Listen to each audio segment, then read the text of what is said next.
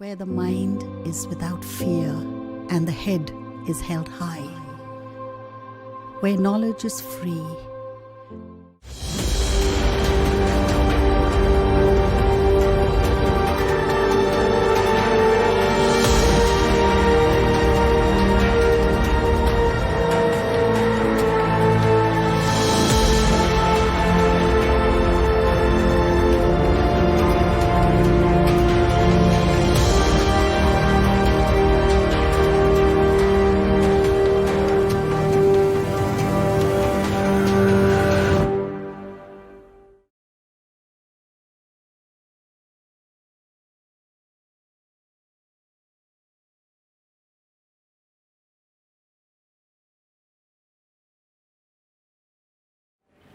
সবাইকে স্বাগতম।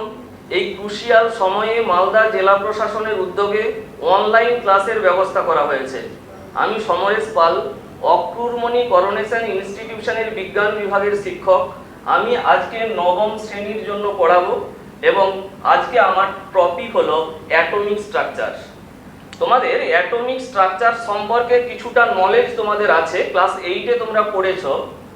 তোমরা জানো বিজ্ঞানী ডাল্টন বলেছিলেন পরমাণু অবিভাজ্য, পরমাণুকে ভাঙা যায় না। কিন্তু তোমরা এটাও জানো পরবর্তীকালে পরমাণুকে ভাঙা সম্ভব হয়েছে এবং পরমাণুর মধ্যে এখনো পর্যন্ত 32টি পার্টিকেলের সন্ধান পাওয়া গেছে। এই পার্টিকেলগুলোকে 3টে ভাগে ভাগ করা হয়: স্টেবল পার্টিকেল, স্থায়ী কণিকা, আনস্টেবল পার্টিকেল, অস্থায়ী কণিকা এবং মিক্সড পার্টিকেল, সংমিশ্র কণিকা। এর মধ্যে মিক্সড পার্টিকেল, সংমিশ্র কণিকা আমাদের সিলেবাসে নেই, তাই I have no interest. Unstable particle, অস্থায়ী কণিকা, আমাদের একটি কণিকাই সিলেবাসে আছে, একটু আছে, সেটা হলো মেসন কণিকা। এই কণিকা সম্পর্কে নিউক্লিয়াসের স্টেবিলিটির জন্য দায়ী কণিকা অ্যাকচুয়ালি মেসন, পরে আমরা এটা আলোচনা করব। অ্যাকচুয়ালি স্থায়ী কণিকা আছে 3টে: ইলেকট্রন, প্রোটন এবং নিউট্রন। পড়তে হবে এই চ্যাপ্টারে। আমি একটার পর একটা আলোচনা করছি। প্রথমে ইলেকট্রন। ইলেকট্রনকে সিম্বলাইজ করা হয় E0 -1, এর ভর সংখ্যা 0 এবং চার্জ 1 ইউনিট, নেগেটিভ চার্জ আছে। ইলেকট্রন কণিকাকে আবিষ্কার করেন যে সায়েন্টিস্ট, তার নাম হলো জে থমসন।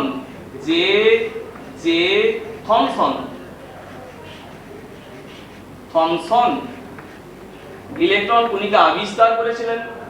এই কণিকার নাম দেন, সায়েন্টিস্টের নাম বিজ্ঞানী স্টোনি এই কণিকার নাম দেন। ইলেকট্রন হলো একটা নেগেটিভ চার্জযুক্ত কণিকা। এর ঋণাত্মক চার্জের মান হলো -1.602 ইনটু 10⁻⁻19 কুলম। এটা এসআই ইউনিট। এসআই ইউনিটে ইলেকট্রনের চার্জের মান, এবং সিজিএস পদ্ধতিতে এর মান -4.8 ইনটু 10⁻⁻10 ESU। ESU মানে ইলেকট্রোস্ট্যাটিক ইউনিট সিজিএস পদ্ধতিতে। এবং ইলেকট্রনের ভর তোমরা জেনে রাখো, এই পরিমাণ চার্জকে বলা হয় 1 ইউনিট চার্জ। কোন স্পেসিসের মধ্যে যদি এই পরিমাণ চার্জ থাকে, নেগেটিভ চার্জটা বাদ দিলাম, শুধু মানটা নিচ্ছি, এই পরিমাণ যদি চার্জ থাকে কোন কণিকার মধ্যে, তাকে বলা হয় একক চার্জ আছে। আমি যদি বলি একটা স্পেসিসের মধ্যে 5 ইউনিট পজিটিভ চার্জ আছে, তুমি বুঝবে ওই স্পেসিসটার মধ্যে 5 into 1.602 into 10⁻⁻19 coulomb negative charge আছে, সরি পজিটিভ চার্জ আছে। যদি বলি 5 ইউনিট পজিটিভ চার্জ আছে, তুমি বুঝবে ওই কণিকাটার মধ্যে 5 into 1.602 into 10⁻⁻19 coulomb positive charge আছে। আমি যদি বলি কোনো একটা সিস্টেমের মধ্যে 10 ইউনিট নেগেটিভ চার্জ আছে, তুমি কি বুঝবে ওই সিস্টেমটার মধ্যে 10 ইনটু 1.602 ইনটু 10⁻⁻19 কুলম ওর মধ্যে নেগেটিভ চার্জ আছে। সুতরাং এই নেগেটিভ চার্জটা যদি আমি বাদ দেই, যে মানটা তুমি দেখতে পাচ্ছ এটা হচ্ছে ইউনিট চার্জ। সুতরাং আমি বলতে পারি ইলেকট্রনের মধ্যে ইউনিট চার্জ আছে এবং 1 ইউনিট নেগেটিভ চার্জ আছে। সুতরাং ওই জন্য ইলেকট্রনের এখানে লিখেছি -1। এবং ইলেকট্রনের ভর অতি নগণ্য, এর ভরটা হচ্ছে 9.11 ইনটু 10⁻⁻28 গ্রাম। ইলেকট্রনের ভর অতি নগণ্য। আর একটা তথ্য দেই, ইলেকট্রনের এই যে চার্জ এবং ভর লিখেছি এটা কিন্তু ফিক্সড নয়, রেস্ট নয়, ঠিক আছে। ইলেকট্রনের বেগের সঙ্গে সঙ্গে ওর কিন্তু চার্জ এবং ভরের পরিবর্তন ঘটে, ঠিক আছে। ইলেকট্রনের বেগ যদি বৃদ্ধি পায় তাহলে ওই ইলেকট্রনের চার্জও বেড়ে যাবে, ভরও বেড়ে যাবে। সুতরাং ইলেকট্রনের চার্জ এবং ভর কিন্তু নির্দিষ্ট নয়। মিলিকান নামক একজন সায়েন্টিস্ট ইলেকট্রনের চার্জ ক্যালকুলেশন করেছিলেন এবং উনি বলেছিলেন E/m। মিলিকানের একটা বিখ্যাত পরীক্ষা ছিল ওয়েল ড্রপ এক্সপেরিমেন্ট। ওই এক্সপেরিমেন্ট থেকে উঠে এসেছিল ইলেকট্রনের চার্জ বাই ভরের যে অনুপাত সেটা একবারে কনস্ট্যান্ট, সেটা কিন্তু কনস্ট্যান্ট। অর্থাৎ ইলেকট্রনের যদি বেগের পরিবর্তন ঘটে, ইলেকট্রনের চার্জেরও পরিবর্তন ঘটবে, ভরেরও পরিবর্তন ঘটবে, কিন্তু ইলেকট্রন এমন একটা কণিকা যে কণিকার চার্জ বাই ভরের অনুপাত কিন্তু একেবারে নির্দিষ্ট। কে বলেছেন? না সায়েন্টিস্টের নাম মিলিকান। মিলিকানই ইলেকট্রনের চার্জ নির্ণয় করেন। আর তোমরা জানবে ক্যাথোড রশ্মির মধ্যে যে কণিকাটা থাকে সেই কণিকাটার নাম কিন্তু ইলেকট্রন। ক্যাথোড রশ্মির মধ্যে যে কণিকা থাকে তার নাম হচ্ছে ইলেকট্রন। ক্যাথোড রশ্মি কিভাবে তৈরি হয় তোমরা একটু বড় হলে সেটা বুঝতে পারবে, কিন্তু এখন এই তথ্যটাই তুমি রাখবে, ক্যাথোড রশ্মির মধ্যে যে কণিকা থাকে সেই কণিকাটার নাম হচ্ছে ইলেকট্রন। এরপরে আসছি প্রোটন। প্রোটনকে সিম্বলাইজ করা হয়, প্রোটনকে সিম্বলাইজ করা হয় P11। প্রোটনকে সিম্বলাইজ করা হয়, সুতরাং প্রোটনের ভর হচ্ছে 1 ইউনিট এবং চার্জ 1 ইউনিট পজিটিভ চার্জ আছে। এর আবিষ্কারক বিজ্ঞানী গোল্ডস্টাইন। বিজ্ঞানী গোল্ডস্টাইন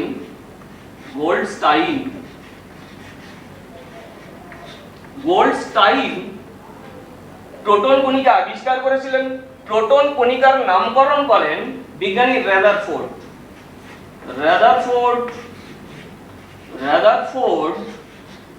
প্রোটন কণিকার নামকরণ করেছিলেন।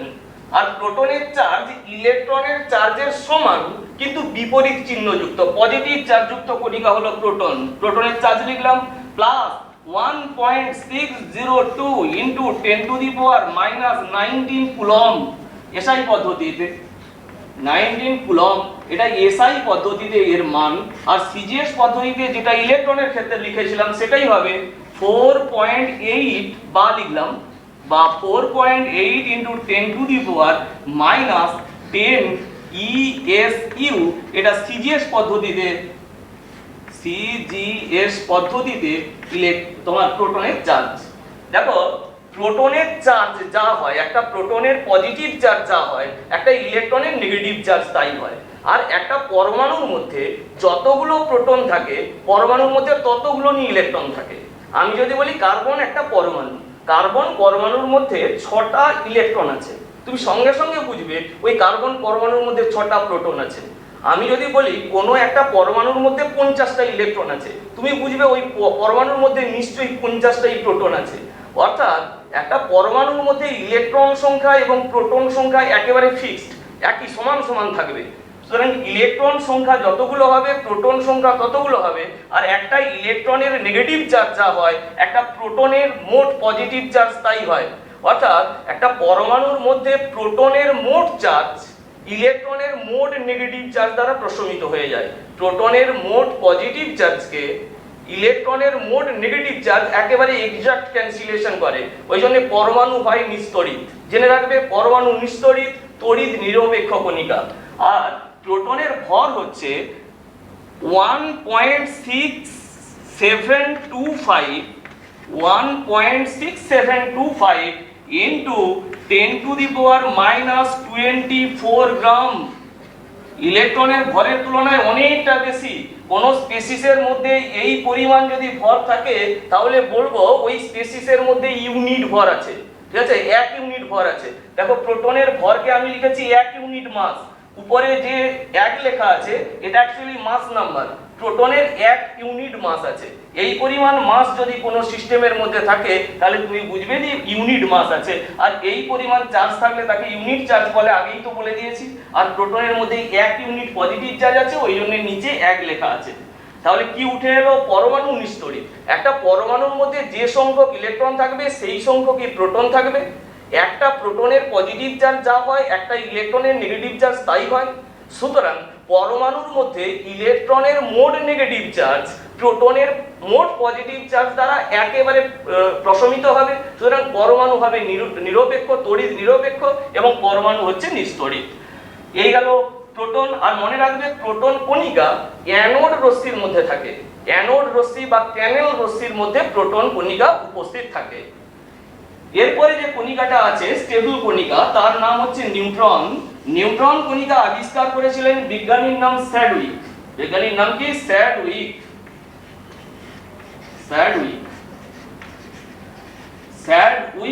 বিজ্ঞানী স্যাডউইক আবিষ্কার করেছিলেন নিউট্রন কণিকা। সিম্বলাইজটা দেখে নাও। এর ভর সংখ্যা 1 ইউনিট এবং চার্জ নেই। ঠিক আছে, ভর সংখ্যা 1 ইউনিট লিখেছি, চার্জ নেই। আগেই চার্জকে নীল করে দিলাম, চার্জ নেই। ভর সংখ্যা 1 ইউনিট লিখেছি, ইউনিট ভর আগেই বলে দিয়েছি, ওইটাই লিখবো। 1.675, জাস্ট প্রোটনের ভরের তুলনায় একটু বেশি। প্রোটনের ভর লিখেছিলাম 1.6725 লিখেছিলাম, টুটা জাস্ট লিখিনি।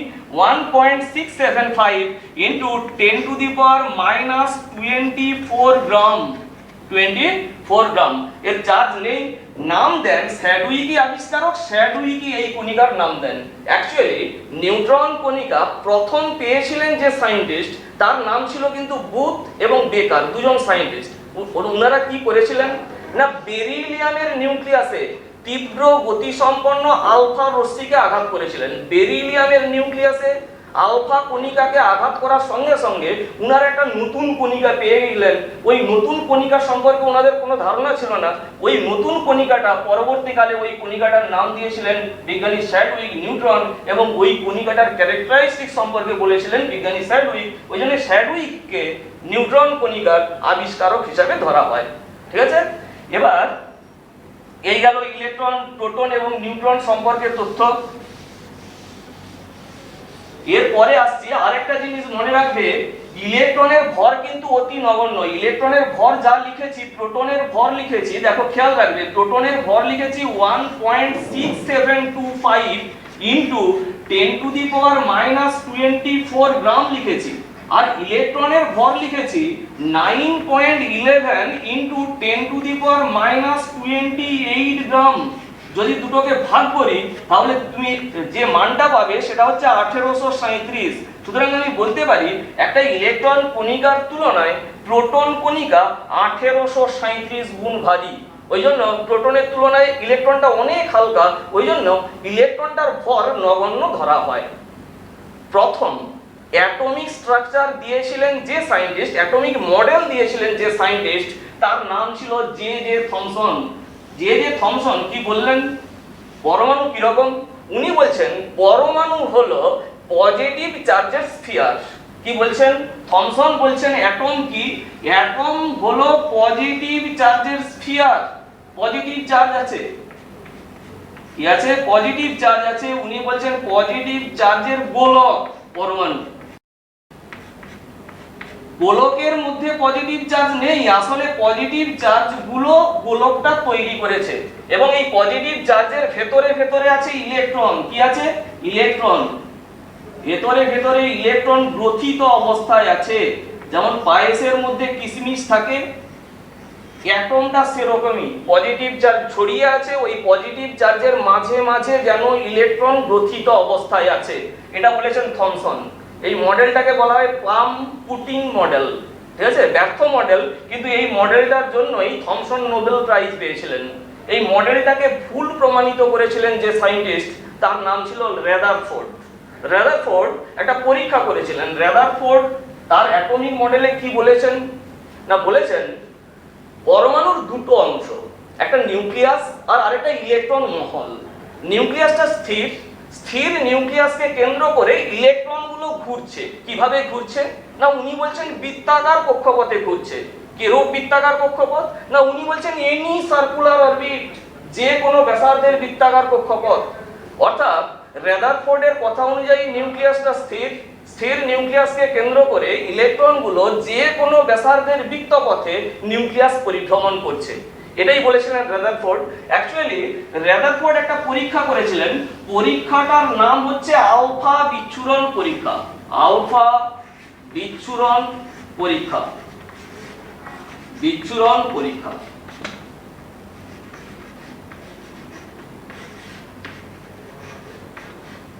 আলফা কণিকা কি?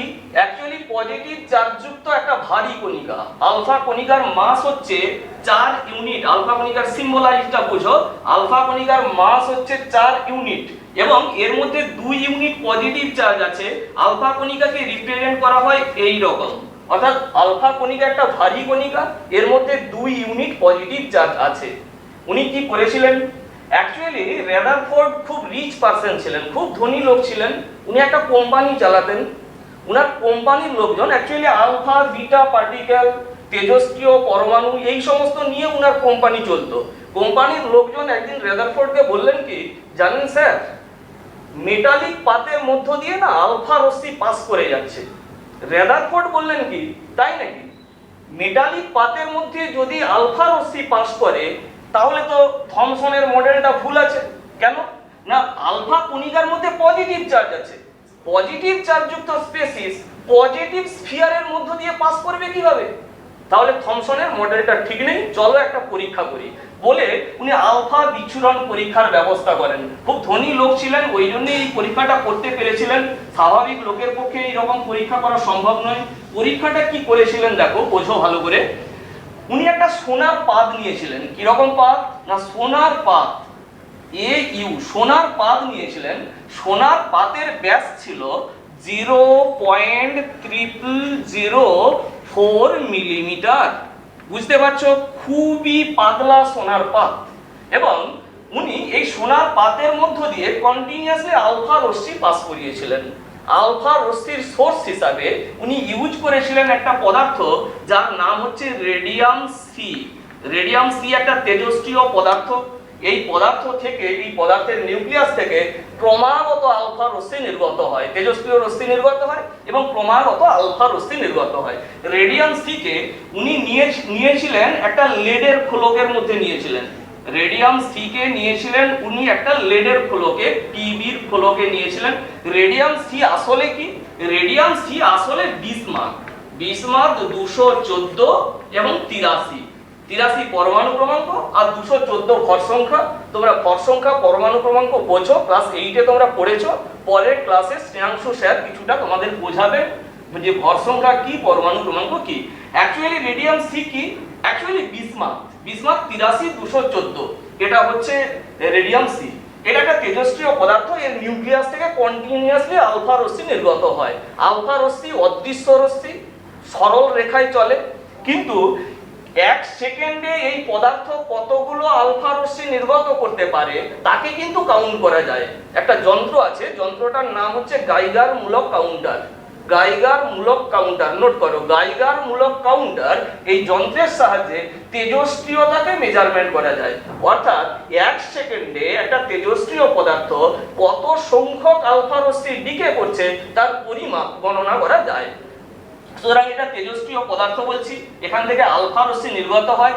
আর পেছনের দিকে একটা উনি বৃত্তাকার ফয়েল রেখেছিলেন, যে ফয়েলটা ZnS এর প্রলেপ লাগিয়ে রেখেছিলেন। ZnS এর প্রলেপ যুক্ত একটা ফয়েল নিয়েছিলেন, জিঙ্ক সালফাইডের প্রলেপ, ZnS এর প্রলেপ দিয়েছিলেন। তো ZnS একটা পদার্থ যার কালারটা হচ্ছে সাদা।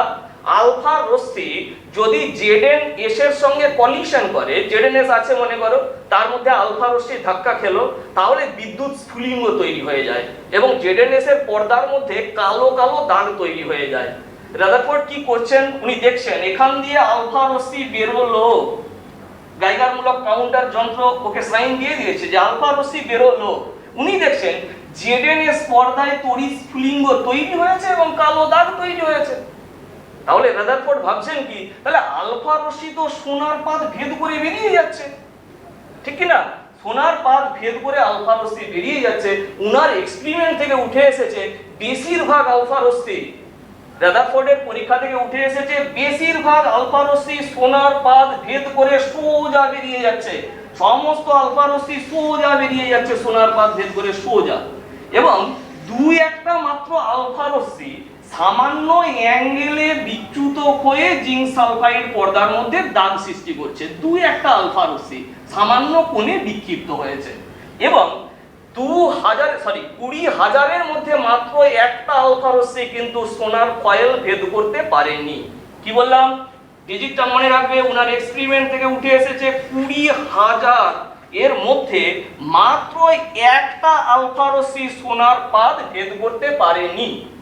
সে সোনার পাতে ধাক্কা খেয়ে একবারে 180 ডিগ্রি অ্যাঙ্গেলে যে পথে গিয়েছিল সেই পথেই ব্যাক করেছে। অলমোস্ট 180 ডিগ্রি, 180 ডিগ্রি কম বেশি একটু হতে পারে, কিন্তু 180 ডিগ্রি অ্যাঙ্গেলে ব্যাক করছে। কি বললাম? উনি দেখলেন কি বেশিরভাগ আলফা রশ্মি সোনার পাত ভেদ করে সোজা বেরিয়ে গেছে। খুব কয়েকটা আলফা রশ্মি সোনার পাত ভেদ করে তারাও বেরিয়ে গেছে, কিন্তু সোজা পথে না গিয়ে একটু সামান্য কোণে বিচ্যুত হয়ে জিঙ্ক সালফাইড পর্দার উপর দাগ তৈরি করেছে।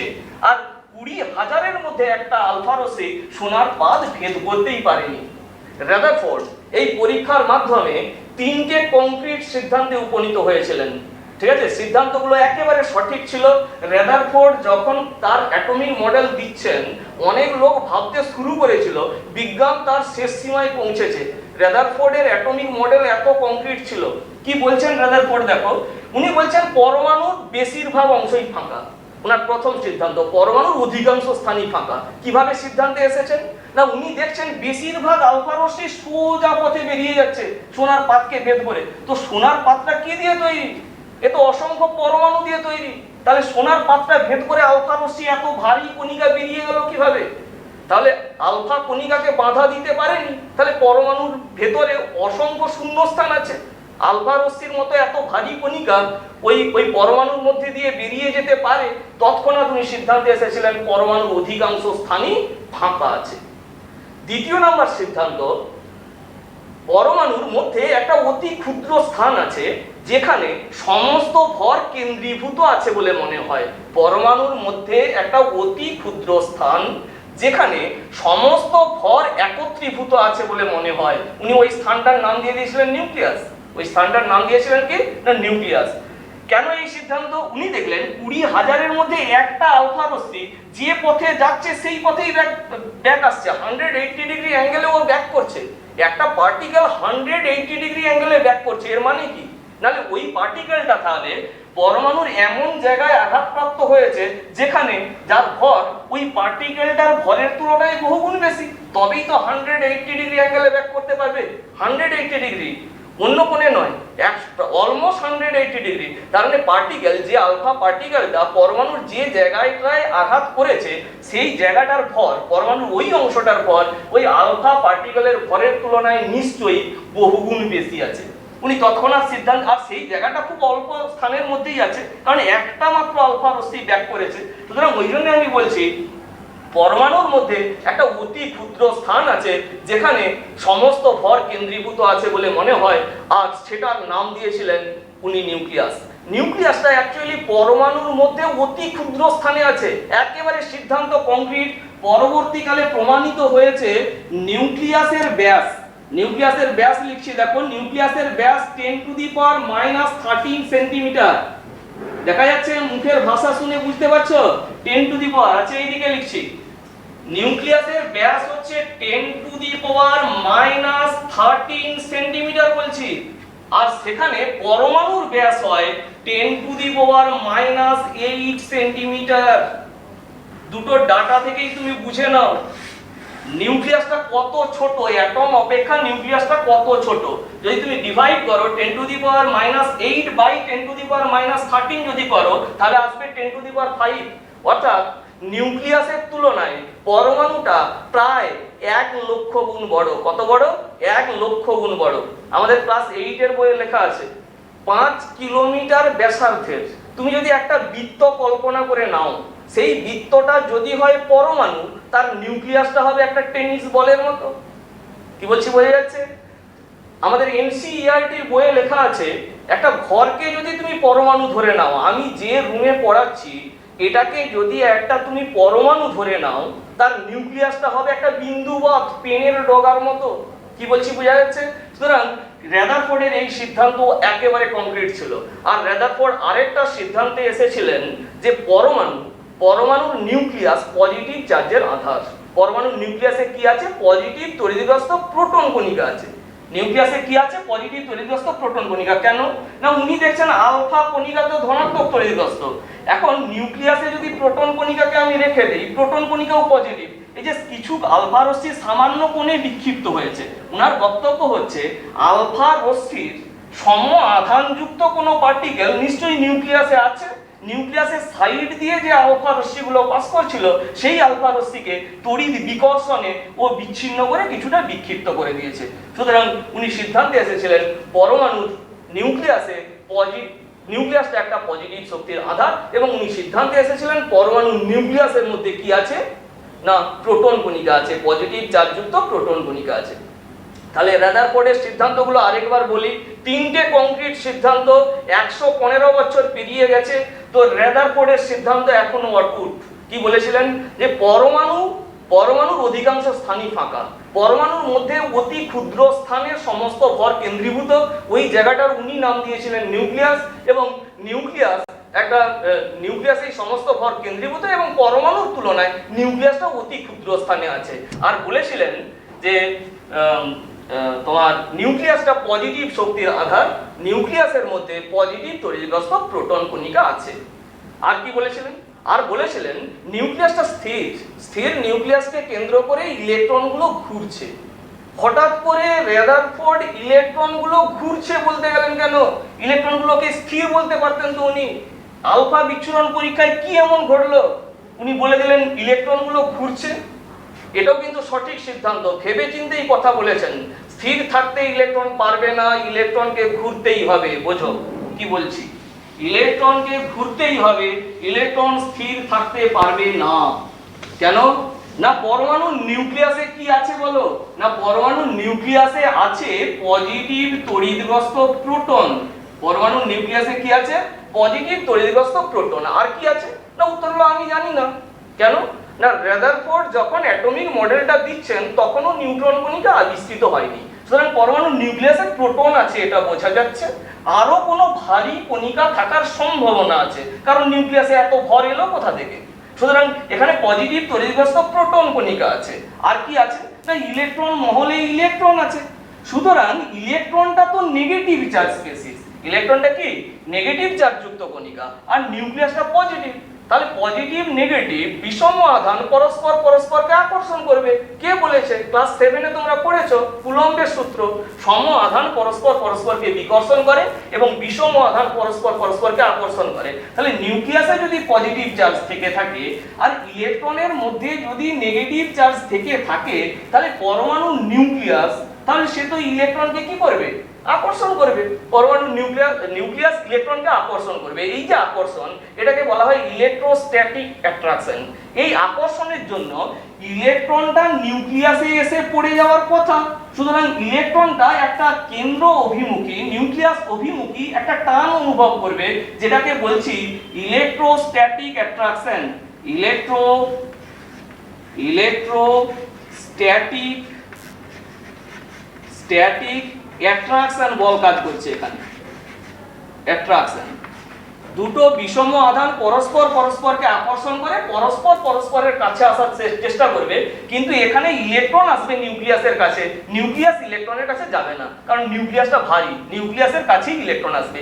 ইলেকট্রনটা যদি স্থির অবস্থায় থাকতো, তাহলে ইলেকট্রনটা কিন্তু এই ইলেকট্রোস্ট্যাটিক অ্যাট্রাকশনের জন্য ইলেকট্রনটা নিউক্লিয়াসে পতিত হয়ে যেত, অর্থাৎ পরমাণুর অস্তিত্ব বিলুপ্ত হয়ে যেত। কি বলছি বোঝা যাচ্ছে? সুতরাং ইলেকট্রনটা উনি বলছেন যে ঘুরছে, এটা একেবারে সঠিক সিদ্ধান্ত। ইলেকট্রনকে ঘুরতেই হবে। ঘূর্ণায়মান কোনো বস্তুকণা, তার একটা আউটগোয়িং ফোর্স কাজ করে। অ্যাকচুয়ালি একটা বস্তুকণা ঘোরে কেন? ইলেকট্রন যে ঘুরছে, কেন ঘুরছে? পৃথিবী ঘুরছে, সূর্যকে স্থির রেখে পৃথিবী ঘুরছে। এখন আমাকে বুঝতে হবে পৃথিবী ঘুরছে কেন। ঠিক আছে?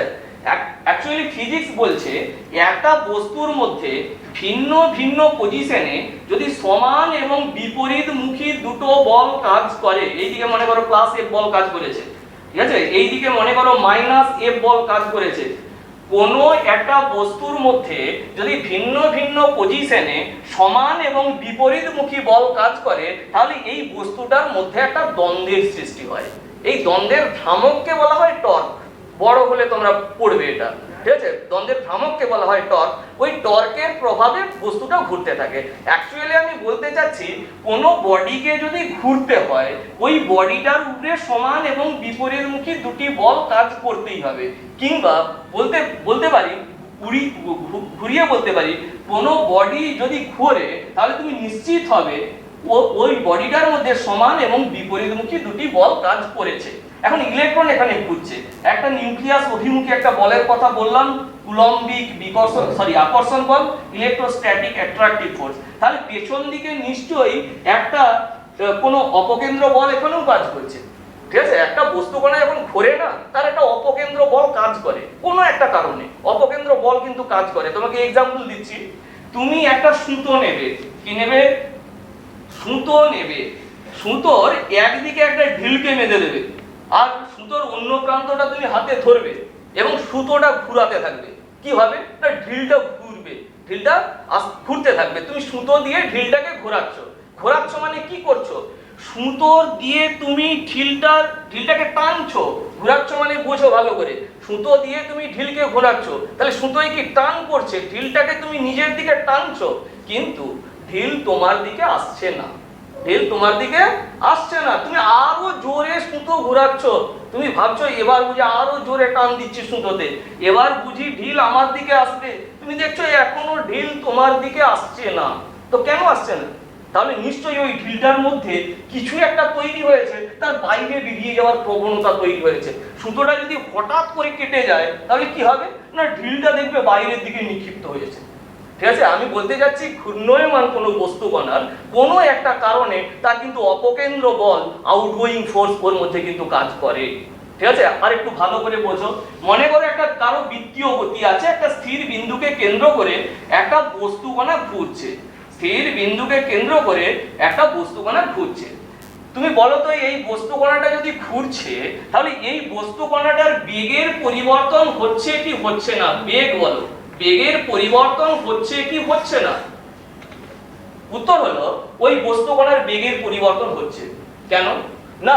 বেগ তো একটা ভেক্টর কোয়ান্টিটি, এটা ভেক্টর রাশি, এর তো দিক আছে। সুতরাং এই ঢিলটা দেখো বৃত্তীয় গতি আছে, এই বস্তু কণার ঢিল হতে পারে, অন্য কোনো বস্তু হতে পারে, তো এর বৃত্তীয় গতি আছে। সে তো অভিমুখ বারবার পাল্টাচ্ছে, এই পজিশনে তার অভিমুখ পাল্টে গেছে, আবার এই পজিশনে যখন আসলে অভিমুখ পাল্টে গেছে। সুতরাং বেগ তো একটা ভেক্টর রাশি, সে তো অভিমুখের উপর নির্ভরশীল। তো বৃত্তীয় গতি যার থাকে, সে তো বারবার অভিমুখ পরিবর্তন করছে। সুতরাং এই বস্তু কণাটার কিন্তু বেগের পরিবর্তন হচ্ছে। তো বেগের যদি পরিবর্তন হয়, বস্তুটার মধ্যে ত্বরণ তৈরি হচ্ছে কি হচ্ছে না? আমি জিজ্ঞেস করছি, এর মধ্যে ত্বরণ তৈরি হচ্ছে কি হচ্ছে না?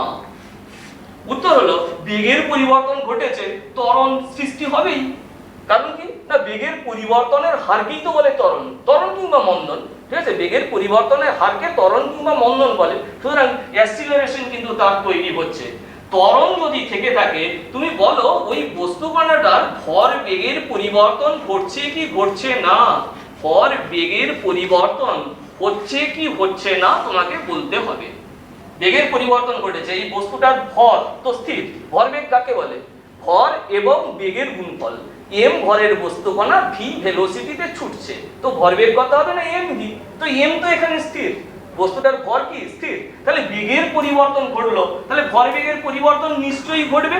তাহলে ভরবেগের যদি পরিবর্তন ঘটে থাকে, তাহলে এই বস্তু কণাটার মধ্যে কোনো ফোর্স কাজ করেছে কি করেনি? না, উত্তর হলো ফোর্স কাজ করেছে। কেন না, নিউটন যে বলেছে বেগের পরিবর্তনের হার প্রযুক্ত বলের সমানুপাতিক। ভরবেগের পরিবর্তন হলো অথচ ফোর্স কাজ করলো না, এটা তো হবে না। তাহলে এই বস্তু কণাটার মধ্যে কিন্তু ফোর্স কাজ করেছে, আর এই ফোর্সটা হচ্ছে আউটগোয়িং ফোর্স। এই ফোর্সটাকে বলা হয় centrifugal force. Centrifugal force. Centrifugal force বাংলাতে বলা হয় কেন্দ্রাতিগ বল। এটা একটা আউটগোয়িং ফোর্স, ঠিক আছে? অপকেন্দ্র বল, ঠিক আছে? কেন্দ্রাতিগ বল বা অপকেন্দ্র বল এটা আউটগোয়িং ফোর্স। এই ফোর্সটাই কি করে না ওই বস্তুকণাকে বাইরে নিক্ষিপ্ত করার চেষ্টা করে। দেখো ইলেকট্রনের দিকে আসো, ইলেকট্রনও ঘুরছে, ওই একই টেকনিক।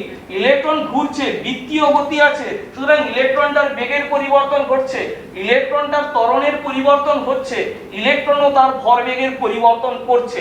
সুতরাং ইলেকট্রনটার মধ্যেও ফোর্স কাজ করছে, আর সেই ফোর্সটা হচ্ছে সেন্ট্রিফুগাল ফোর্স বা কেন্দ্রাতিগ বল বা অপকেন্দ্র বল। সুতরাং ইলেকট্রনটার আউটার সাইডে একটা সেন্ট্রিফুগাল ফোর্স কাজ করেছে, ইলেকট্রনটাকে বাইরে নিক্ষিপ্ত করার চেষ্টা করছে, আর ইলেকট্রোস্ট্যাটিক অ্যাট্রাকশন ইলেকট্রনটাকে নিউক্লিয়াসে ফেলে দেওয়ার চেষ্টা করছে। তাহলে ইলেকট্রনটার উপর সমান এবং বিপরীতমুখী দুটি বল কাজ করেছে, ওই জন্য ইলেকট্রন ঘুরছে। আমি বলছি ইলেকট্রোস্ট্যাটিক অ্যাট্রাকশন এই ফোর্সটাকে ব্যালেন্স করে দিচ্ছে এই সেন্ট্রিফুগাল ফোর্স নামক অপকেন্দ্র বলটা। আমি লিখতে পারি F E electrostatic force equals to, আমি লিখতে পারি F C centrifugal force, FC centrifugal force, minus sign দিয়ে দিলাম, বিপরীতমুখী বল দুটো কাজ করছে বিপরীতমুখী। তাহলে ইলেকট্রন ঘুরছে কেন বুঝতে পারছো? কিন্তু এর পরে সায়েন্টিস্টের নাম ম্যাক্সওয়েল। সায়েন্টিস্টের নাম কি? সায়েন্টিস্টের নাম ম্যাক্সওয়েল। ম্যাক্সওয়েল ভীষণ বড় সায়েন্টিস্ট ছিলেন।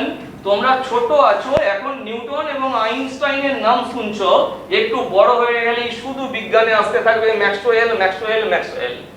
ইনি দিয়েছিলেন ইলেকট্রোম্যাগনেটিক ওয়েভ থিওরি। ওই থিওরিতে ম্যাক্সওয়েল কি বলছেন বোঝো। কোন চার্জ যুক্ত পার্টিকেল, কি বলছেন? কোন চার্জ যুক্ত পার্টিকেল, কি রকম চার্জ? ওর মধ্যে পজিটিভ চার্জ থাকতে পারে, নেগেটিভ চার্জ থাকতে পারে। কোন চার্জ যুক্ত পার্টিকেল যদি ত্বরণ সহ গতিশীল হয়, কিভাবে না তার অ্যাক্সিলারেশন থাকতে হবে। কোন চার্জ যুক্ত পার্টিকেল, পজিটিভ চার্জ কিংবা নেগেটিভ চার্জ, যদি ত্বরণ সহ গতিশীল হয়, সমবেগে গতিশীল হলে হবে না, ঠিক আছে, ত্বরণ সহ গতিশীল হতে হবে, তাহলে এই পার্টিকেল কন্টিনিউয়াসলি চার্জ হারাবে। কিভাবে চার্জ হারাবে? কন্টিনিউয়াসলি, নিরবিচ্ছিন্নভাবে চার্জ বিকিরণ করবে। কে বলছেন? ম্যাক্সওয়েল বলছেন। কোথায় বলছেন? না ইলেকট্রোম্যাগনেটিক ওয়েভ থিওরিতে বলছেন। কন্টিনিউয়াসলি চার্জ হারাবে। চার্জ হারাবে মানে এই পার্টিকেলের শক্তি কমে যাবে, ঠিক আছে? আবার ভালো করে বোঝো ম্যাক্সওয়েল কি বলছে। কোন চার্জ যুক্ত পার্টিকেল, খাতায় নোট করার সুযোগ দিচ্ছি, আস্তে আস্তে বলছি, ভালো করে বোঝো। কোন চার্জ যুক্ত পার্টিকেল, তার মধ্যে পজিটিভ চার্জ থাকতে পারে, নেগেটিভ চার্জ থাকতে পারে। কোন চার্জ যুক্ত পার্টিকেল যদি ত্বরণ সহ মুভ করে, তাহলে ওই পার্টিকেল নিরবিচ্ছিন্নভাবে চার্জ হারাবে। চার্জ হারালে ওই পার্টিকেলের শক্তি কমে যাবে, ঠিক আছে? এটাই বলেছেন ম্যাক্সওয়েল। এখন দেখো ম্যাক্সওয়েল কি বললেন, ম্যাক্সওয়েলের কথাবার্তা তো আমার ইলেকট্রনের ক্ষেত্রে প্রযোজ্য হয়ে যাচ্ছে। দেখো কি বলছে, চার্জ যুক্ত পার্টিকেল, তো ইলেকট্রনের তো চার্জ আছে, মিলে যাচ্ছে তো। যদি ত্বরণ সহ গতিশীল হয়, তো ইলেকট্রনের তো বৃত্তীয় গতি আছে, সে তো ত্বরণ সহ মুভ করছে। তাহলে চার্জ যুক্ত পার্টিকেল, এখানে তো আমার ইলেকট্রন ত্বরণ সহ গতিশীল, তাহলে আমার ইলেকট্রনও তো চার্জ হারাবে কন্টিনিউয়াসলি ম্যাক্সওয়েলের কথাবার্তা অনুসারে। ম্যাক্সওয়েল যা বলেছেন প্রমাণিত সত্য কথা, ঠিক আছে? তো এই বক্তব্য ইলেকট্রনের ক্ষেত্রে কিন্তু প্রযোজ্য হয়ে যাচ্ছে। চার্জ যুক্ত পার্টিকেল কন্টিনিউয়াসলি চার্জ হারাতে থাকবে যদি কিনা তার ত্বরণ থাকে। তাহলে ম্যাক্সওয়েলের কথা অনুযায়ী এই ইলেকট্রন কন্টিনিউয়াসলি চার্জ রেডিয়েট করবে। ইলেকট্রনগুলোর চার্জ রেডিয়েট করলে ওর শক্তি কমবে, শক্তি কমলে এই সেন্ট্রিফুগাল ফোর্স, এই অপকেন্দ্র বলের মান কমে যাবে। এখন কেন্দ্রাতিগ ইলেকট্রোস্ট্যাটিক অ্যাট্রাকশন তো একই আছে, নিউক্লিয়াস তো সেম বলে ইলেকট্রনটাকে টানছে, নিউক্লিয়াসের চার্জের তো কোনো রূপ পরিবর্তন হয়নি। নিউক্লিয়াসে কি আছে? পজিটিভ তড়িৎস্থ প্রোটন কণিকা আছে, সে তো সেম বলে ইলেকট্রনটাকে নিজ কেন্দ্রের দিকে টানছে। কিন্তু আমি বলছি এই ইলেকট্রনটা ত্বরণ সহ গতিশীল চার্জ হারাচ্ছে মানে শক্তি কমছে, শক্তি কমলে ওর কিন্তু অপকেন্দ্র বল অর্থাৎ কেন্দ্রাতিগ বল যেটা বলেছি তোমার সেন্ট্রিফুগাল ফোর্স, মুছে দিয়েছি, সেন্ট্রিফুগাল ফোর্স ওর মানটা কিন্তু কমে যাবে। ইলেকট্রোস্ট্যাটিক অ্যাট্রাকশন ফোর্স সেম আছে, তো এই দিকেই তোমার ইনার ফোর্সটা সেম আছে, কিন্তু আউটার ফোর্সটা কমে যাচ্ছে। তার মানে কি? তার মানে ইলেকট্রনের কক্ষপথের ব্যাসার্ধ আস্তে আস্তে আস্তে আস্তে আস্তে আস্তে ছোট হতে হতে হতে হতে এক সময় ইলেকট্রনটা নিউক্লিয়াসে এসে পড়ে যাবে।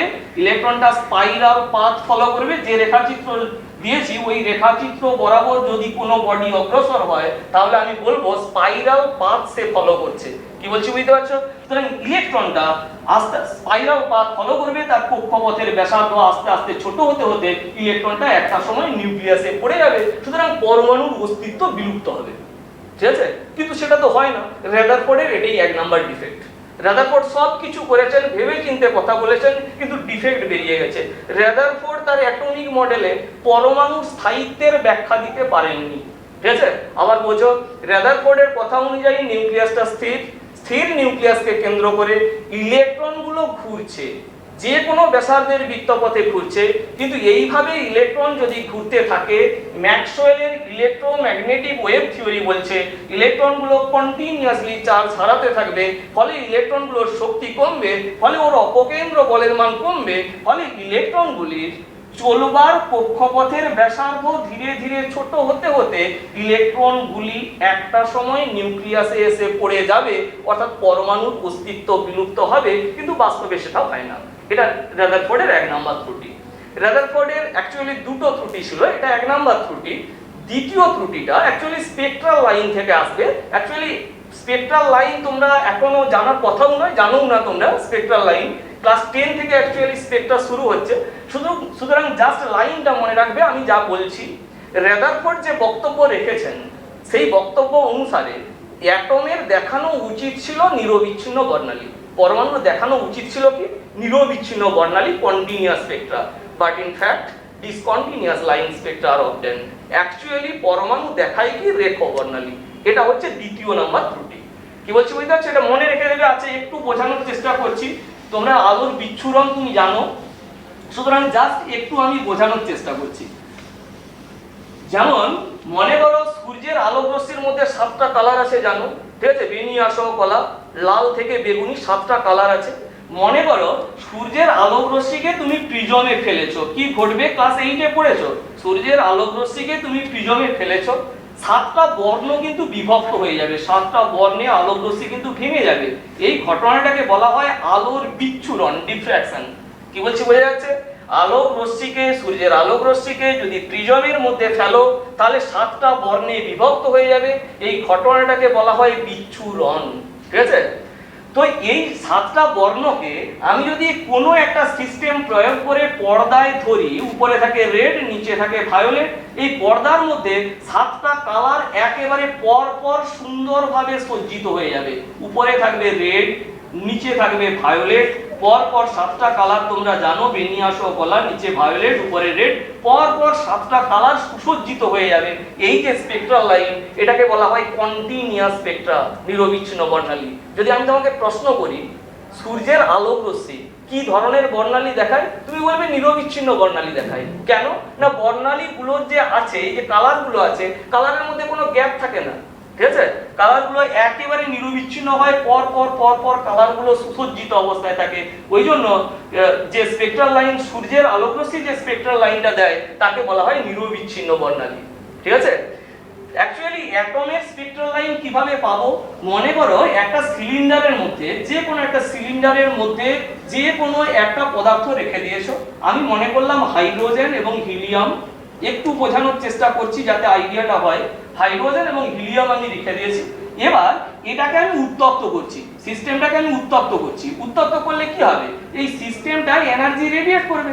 কোনো বডিকে যদি আমি উত্তপ্ত করি, গ্যাসীয় হোক, লিকুইড হোক, সলিড হোক, যে কোনো পদার্থকে যদি আমি উত্তপ্ত করি, পরিবেশের সঙ্গে তার টেম্পারেচার কি হয়ে যাবে? বেড়ে যাবে। পরিবেশের থেকে ওই বডিটার টেম্পারেচার কি হয়ে যাবে? বেড়ে যাবে। সলিড, লিকুইড, গ্যাস যাই হোক না কেন, সে কি করবে? এবার এনার্জি রেডিয়েট করতে আরম্ভ করবে। কি বলছি বোঝা যাচ্ছে? একটা লোহার পাতকে আমি উত্তপ্ত করলাম, উত্তপ্ত করে তার সামনে হাত নিয়ে গেলাম, হাতটা আমার উত্তপ্ত হয়েছে বলে মনে হবে। সুতরাং লোহার পাতটা কিন্তু এনার্জি রেডিয়েট করছে। সুতরাং আমি একটা সিলিন্ডারের মধ্যে হাইড্রোজেন কিংবা হিলিয়াম কিংবা অন্য কোনো গ্যাস, অন্য কোনো পদার্থকে নিয়ে আমি হিট দিলাম, তাহলে আমি বলছি ওই এনার্জি রেডিয়েট করবে। ওই রেডিয়েন্ট এনার্জিটাকে আমি কি করব? একটা স্পেকট্রোমিটারে ফেলে দেবো। একটা স্পেকট্রোমিটারে ওই রেডিয়েন্ট এনার্জিটাকে ফেললাম। তাহলে সূর্যের আলোক রশ্মিকে স্পেকট্রোমিটার যন্ত্রে ফেললে, সরি স্পেকট্রোমিটার তোমাদের অনেক পরে আসবে, তোমরা প্রিজম পড়ছো এখন, সরি তাহলে আমি যদি সূর্যের আলোক রশ্মিকে প্রিজমে ফেলি 7টা বর্ণে বিভক্ত হয়ে যায়, এখানে যে রেডিয়েন্ট এনার্জিটা আসবে সেই রেডিয়েন্ট এনার্জিটা যদি আমি প্রিজমে ফেলি, স্পেকট্রোমিটার যন্ত্রের নামও মনে রাখতে পারো, ওটারও একই কাজ, প্রিজমের মতোই, ঠিক আছে? ওর কাজ হচ্ছে স্পেকট্রাল লাইন তৈরি করা, ঠিক আছে? প্রিজমে যদি ফেলে দেই তাহলে ও বিভিন্ন বর্ণে বিভক্ত হয়ে যাবে। এখানে যে এই শক্তিটার মধ্যে যে বর্ণ উপস্থিত আছে সেই বর্ণে বিভক্ত হবে। সূর্যের আলোক রশ্মির মধ্যে 7টা বর্ণ ছিল, সে 7টা বর্ণে বিভক্ত হয়েছে। তো এইখানে রেডিয়েন্ট এনার্জির মধ্যে 7টা বর্ণ নাও থাকতে পারে। সুতরাং এই 7টা, তাহলে এই শক্তিটার মধ্যে এই যে রেডিয়েন্ট এনার্জি, এই রেডিয়েন্ট এনার্জির মধ্যে কিন্তু 7টা বর্ণ নাও থাকতে পারে।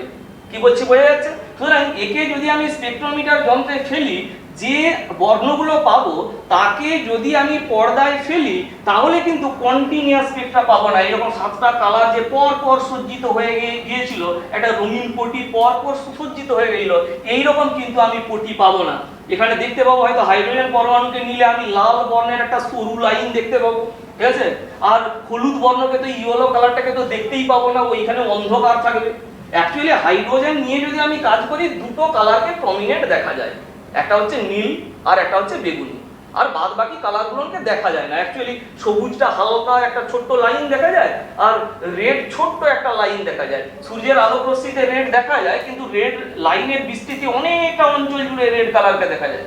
যখন তুমি রেনবো দেখো, দেখবে রেড কালারটা অনেকটা অঞ্চল জুড়ে বিস্তৃত, এখানে একটা সরু লাইন পাবে। তার মানে কি, স্পেকট্রাল লাইনগুলোর মধ্যে কি হয়ে যাবে, গ্যাপ গ্যাপ গ্যাপ গ্যাপ একটা ভাব তৈরি হয়ে যাবে।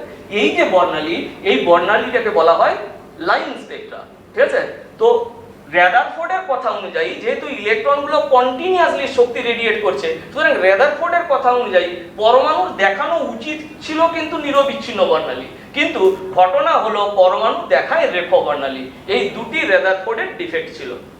এখন পরমাণুর নিউক্লিয়াসে তো প্রোটন আছে, পরবর্তীকালে নিউট্রন কণিকা আবিষ্কার হয়, পরবর্তীকালে প্রমাণিত হয়েছে পরমাণুর নিউক্লিয়াসে নিউট্রনও আছে এবং প্রোটনও আছে, এবং নিউট্রন এবং প্রোটনকে একত্রে বলা হয় ভর সংখ্যা। নিউট্রন কণিকা এবং প্রোটন সংখ্যার যোগফলকে বলা হয় ভর সংখ্যা। পরমাণুর নিউক্লিয়াসে প্রোটন কণিকাগুলি একত্রীভূত অবস্থায় থাকে কিভাবে, এটাই হচ্ছে প্রশ্ন। প্রোটন কণিকাগুলো পজিটিভ তড়িৎগ্রস্ত। আমি যদি বলি অক্সিজেনের পরমাণু ক্রমাঙ্ক হচ্ছে 8, সুতরাং অক্সিজেনের নিউক্লিয়াসে 8টা প্রোটন আছে। তাহলে একত্রীভূত অবস্থায় এই প্রোটন কণিকাগুলো আছে কি করে? সম আধান পরস্পরকে বিকর্ষণ করে। তাহলে প্রোটন কণিকাগুলো সম আধান, তারা পরস্পরকে বিকর্ষণ করবে, দ্যাট ইজ কুলম্বিক রিপালসিভ ফোর্স। এই কুলম্বিক রিপালসিভ ফোর্সের জন্য প্রোটন কণিকাগুলো পরস্পর থেকে বিচ্ছিন্ন হয়ে যাওয়ার কথা, অর্থাৎ পরমাণুর নিউক্লিয়াস স্থায়ী হওয়ার কথা নয়। কিন্তু পরমাণুর নিউক্লিয়াসটা কেন স্থায়ী? মেসন কণিকা নামক একটা কণিকা আছে পরমাণুর নিউক্লিয়াসে, মেসন কণিকা নামক একটা অস্থায়ী কণিকা আছে। মেসন কণিকা অ্যাকচুয়ালি দুই ধরনের, মিউ মেসন এবং পাই মেসন। মিউ মেসন আবার দুই ধরনের, পজিটিভ মিউ মেসন এবং নেগেটিভ মিউ মেসন। নিউক্লিয়াসের স্টেবিলিটির জন্য মিউ মেসনের কোনো দায়বদ্ধতা নেই অ্যাকচুয়ালি, সুতরাং মিউ মেসন আমি অমনি বোর্ডে লিখে রেখেছি, শুধু আমি ভাগ বিভাজনটা বোঝাবো বলে। মিউ মেসনের নিউক্লিয়াসের স্টেবিলিটির জন্য কোনো দায়বদ্ধতা নেই। অ্যাকচুয়ালি পাই মেসন অ্যাকচুয়ালি তিন ধরনের, একটা হচ্ছে নেগেটিভ পাই মেসন, নিউট্রাল পাই মেসন এবং পজিটিভ পাই মেসন। নেগেটিভ পাই মেসনের মধ্যে 1 ইউনিট নেগেটিভ চার্জ থাকে, পজিটিভ পাই মেসনের মধ্যে 1 ইউনিট পজিটিভ চার্জ থাকে। নিউক্লিয়াসের মধ্যে যে পরিমাণ নেগেটিভ চার্জযুক্ত মেসন কণিকা থাকে সেই পরিমাণই পজিটিভ চার্জযুক্ত মেসন কণিকা থাকে। ফাইনালি মেসন কণিকা হচ্ছে নিস্তড়িত। অ্যাকচুয়ালি এই মেসন কণিকা নিউক্লিয়াসের স্টেবিলিটির জন্য দায়ী কণিকা। দেখো কি বলছি, পরমাণুর নিউক্লিয়াসে নিউট্রনও আছে এবং প্রোটনও আছে। মনে করো এটা একটা প্রোটন এবং তার সাইডে একটা নিউট্রন আছে। এখন নিউক্লিয়াসে কোনো একটা ভদ্রলোক যদি প্রোটনের কাছ থেকে তার পজিটিভ চার্জটা বয়ে নিয়ে এসে নিউট্রনের কাছে রেখে দিতে পারে, তাহলে কি ঘটবে? মনে করো প্রোটনও আছে নিউট্রনও আছে, প্রোটনের মধ্যে 1 ইউনিট পজিটিভ চার্জ আছে, নিউট্রনের মধ্যে কোনো চার্জ নেই। একজন কেউ নিউক্লিয়াসে এমন আছে প্রোটনের কাছ থেকে চার্জটা কালেক্ট করলো এবং সেই চার্জটা বয়ে নিউট্রনের কাছে নিয়ে চলে গেল, তাহলে কি ঘটবে? না, তাহলে কি ঘটবে, এই প্রোটন কণিকাটা তার চার্জটা হারিয়ে ফেলছে। সুতরাং সেই প্রোটন কণিকাটা এমন একটা কণিকাতে কনভার্ট হবে যার চার্জ থাকবে না কিন্তু তার মাস থাকবে 1 ইউনিট। সুতরাং সেই কণিকাটা ট্রান্সফার হয়ে যাবে নিউট্রনে, এবং নিউট্রন যেই চার্জটা পেয়ে যাবে তার তো ভর 1 ইউনিট ছিলই, চার্জ পেয়ে গেছে এখন। সুতরাং নিউট্রন কণিকা এমন একটা কণিকাতে কনভার্ট হয়ে যাবে যেই কণিকাটার কিন্তু ভর 1 ইউনিট থাকবে এবং চার্জ 1 ইউনিট পজিটিভ থাকবে। সুতরাং সেই কণিকাটার নাম হচ্ছে প্রোটন। আর এই চার্জ ট্রান্সফরমেশনের কাজটা করে নেগেটিভ পাই মেসন। কি বলছি বোঝার চেষ্টা করো। পরমাণুর নিউক্লিয়াসে প্রোটন এবং নিউট্রন বাদে আরো একটা অস্থায়ী কণিকা থাকে, সেই কণিকাটার নাম হচ্ছে মেসন কণিকা। মেসন কণিকা, পাই মেসন অ্যাকচুয়ালি 3 ধরনের, নেগেটিভ পাই মেসন, নিউট্রাল পাই মেসন, পজিটিভ পাই মেসন। পরমাণুর নিউক্লিয়াসে নেগেটিভ পাই মেসন কি করে, কন্টিনিউয়াসলি নিউট্রনকে প্রোটন, নিউট্রনকে প্রোটন এবং প্রোটনকে নিউট্রনে রূপান্তরিত করে চলেছে।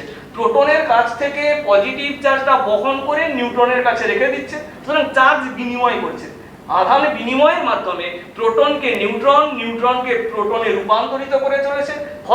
ফলে পরমাণু নিউক্লিয়াসে একটা আকর্ষণী বল তৈরি হচ্ছে, যে বলটাকে বলা হয় নিউক্লিয় বল। আর নিউট্রাল পাই মেসন কি করছে, নিউট্রনের মধ্যে নিউট্রন 1 0 নিউট্রনের সঙ্গে যুক্ত হচ্ছে। নিউট্রাল পাই মেসনের মধ্যে কোনো চার্জ নেই, নিউট্রন কণিকার সঙ্গে যুক্ত হচ্ছে এবং সেই নিউট্রন কণিকাটাকে উত্তেজিত নিউট্রন কণিকাতে কনভার্ট করছে। উত্তেজিত, স্টার চিহ্ন দিয়ে দিলাম।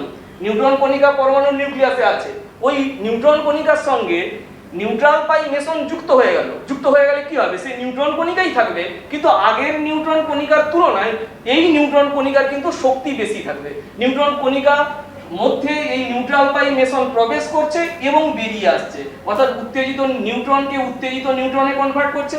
আবার উত্তেজিত নিউট্রনের কাছ থেকে ওই মেসন কণিকা কি হলো, বেরিয়ে চলে এলো। সুতরাং আবার সে নিউট্রন কণিকা তৈরি করলো। সুতরাং নিউট্রাল পাই মেসন কণিকা নিউট্রন কণিকার মধ্যে প্রবেশ করছে, উত্তেজিত নিউট্রনে কনভার্ট করছে এবং উত্তেজিত নিউট্রনকে আবার উত্তেজিত নিউট্রনের কাছ থেকে ওই মেসন কণিকা বেরিয়ে চলে আসছে। ফলে একটা পরমাণুর নিউক্লিয়াসের মধ্যে একটা আকর্ষণ বল তৈরি হচ্ছে। আবার নিউট্রাল পাই মেসন কি করছে বোঝো, একটা প্রোটন কণিকা আছে, প্রোটন কণিকার সঙ্গে যুক্ত হয়ে গেল নিউট্রাল পাই মেসন কণিকা। ওই প্রোটন কণিকাটাকে উত্তেজিত প্রোটন কণিকাতে রূপান্তরিত করবে, আবার ওই উত্তেজিত প্রোটন কণিকার কাছ থেকে বেরিয়ে চলে আসছে। সুতরাং নিউট্রাল পাই মেসনের কাজ কি, এটা উত্তেজিত প্রোটন কণিকা এখান থেকে বেরিয়ে চলে এলো, কে না নিউট্রাল পাই মেসন। তাহলে নিউট্রাল পাই মেসন নিউট্রনের মধ্যে প্রবেশ করছে, বেরিয়ে আসছে, নিউট্রন কণিকার মধ্যে প্রবেশ করছে, বেরিয়ে আসছে।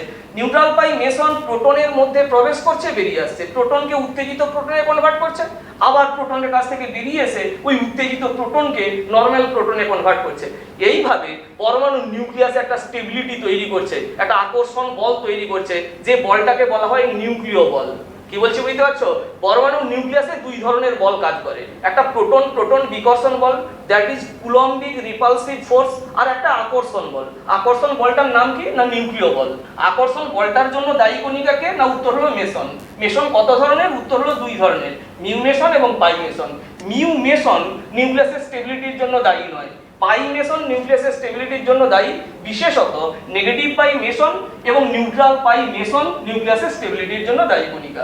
নেগেটিভ পাই মেসন কি করে, আধান বিনিময়ের মাধ্যমে ক্রমাগত নিউক্লিয়াসে প্রোটনকে নিউট্রন এবং নিউট্রনকে প্রোটনে রূপান্তরিত করছে, এবং নিউট্রাল পাই মেসন কি করে, নিউট্রনকে উত্তেজিত নিউট্রন এবং প্রোটনকে উত্তেজিত প্রোটনে রূপান্তরিত করে পরমাণু নিউক্লিয়াসে একটা আকর্ষণ বল তৈরি করছে, যে আকর্ষণ বলটাকে বলা হয় নিউক্লিয় বল। এই নিউক্লিয় বল নিউক্লিয়াসের মধ্যেই সীমাবদ্ধ, নিউক্লিয়াসের ক্ষুদ্র পরিসরের মধ্যেই সীমাবদ্ধ, এর পাল্লা কম, সুতরাং অত্যন্ত শক্তিশালী এই আকর্ষণ বল। এই আকর্ষণ বলের মানটা কুলম্বিক রিপালসিভ ফোর্স অপেক্ষা বেশি হয়, ফলে নিউক্লিয়াসটা স্টেবল হয়। সুতরাং নিউক্লিয়াসের স্টেবিলিটির জন্য দায়ী কে না নিউক্লিয় বল। আর একটা তথ্য মনে রাখবে, নিউক্লিয় বল তোমার স্থির তড়িৎ আকর্ষণ বল কিংবা মহাকর্ষীয় বল, এই দুটো বলের সঙ্গে কোনো মতেই তুলনীয় নয়। ঠিক আছে, নিউক্লিয় বলের সঙ্গে অন্য কোনো বলের তুলনা করা যাবে না। নিউক্লিয় বল হচ্ছে একক বল, সেটা নিউক্লিয়াসের মধ্যেই সীমাবদ্ধ, নিউক্লিয়াসের ক্ষুদ্র পরিসরের মধ্যেই সীমাবদ্ধ। যদি দেখা যায় নিউক্লিয় বলের মানটা, নিউক্লিয় বল যদি n হয়, নিউক্লিয় বলের মানটা যদি বেশি হয়ে যায় কুলম্বিক রিপালসিভ ফোর্স অপেক্ষা, তাহলে অ্যাটমটা হবে স্টেবল।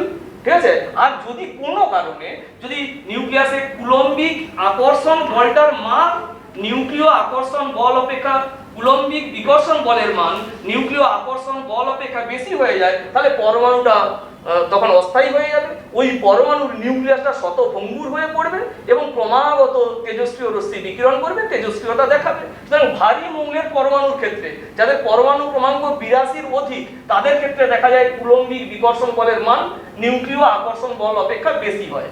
কিন্তু নরমাল যে সমস্ত মৌল, হালকা মৌলগুলোর ক্ষেত্রে নিউক্লিয় বলের মান কুলম্বিক অ্যাট্রাকটিভ ফোর্স অপেক্ষা অনেক বেশি থাকে। সুতরাং পরমাণু স্টেবল হয়, পরমাণু নিউক্লিয়াসটা স্থায়ী হয়। আচ্ছা, এখানেই আমি শেষ করলাম। পরবর্তী ক্লাসে অ্যাকচুয়ালি রেদারফোর্ডের ডিফেক্ট তো আজকে বুঝলে, পরবর্তী ক্লাসে নিলস বোরের অ্যাটমিক মডেল, নিলস বোর রেদারফোর্ডের ডিফেক্টটা কারেকশন করেছিলেন। পরবর্তী ক্লাসে স্নেহাংশু স্যার ওটা বোঝাবেন, পরবর্তী ক্লাস স্নেহাংশু স্যার নেবেন।